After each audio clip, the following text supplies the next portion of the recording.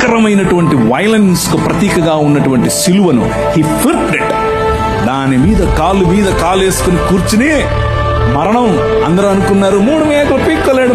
3 మేకులు పీక్కుండేది కాదు, మనుష్య సమాజానికి పట్టినటువంటి పాపమనే మేకును, ఆ మేకుకున్న ముళ్ళు, మరణమనే ముళ్ళును విరిచి పారేయటానికి ఆయన సిలువనెక్కాడు.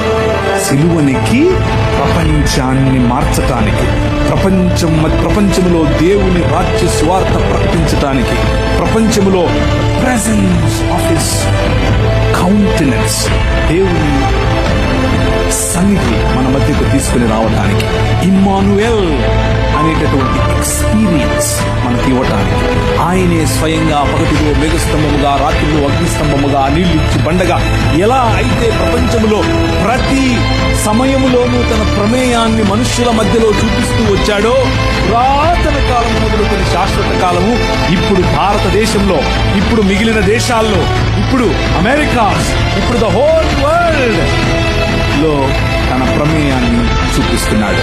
ఆయన ప్రెజెన్స్, ఆయన ఆలోచనలు చూపిస్తూ ఉన్నటువంటి ఈ దేవుడు మనకివ్వబడినటువంటి పిలుపు ఏమిటి అనంటే ద కాల్ ఆఫ్ us. మనకు ఇవ్వబడినటువంటి పిలుపు ఏమిటి అనంటే యాక్ట్. మనం న్యాయమును జరిగించాలి, కనికరమును ప్రేమించాలి, అలాగే దీన మనస్సు కలిగి జీవించాలి. ఇదే మన పిలుపు. నువ్వు బలులు ఇస్తావా, నువ్వు నీ కొడుకుని ఇస్తావా, నువ్వు నూనె ఇస్తావా, నువ్వు గొర్రెలు ఇస్తావా అని మతం చెప్తూ ఉంటే, మనుష్యుడా అది కాదు నేను అడిగింది. 3 ఏమడిగాను?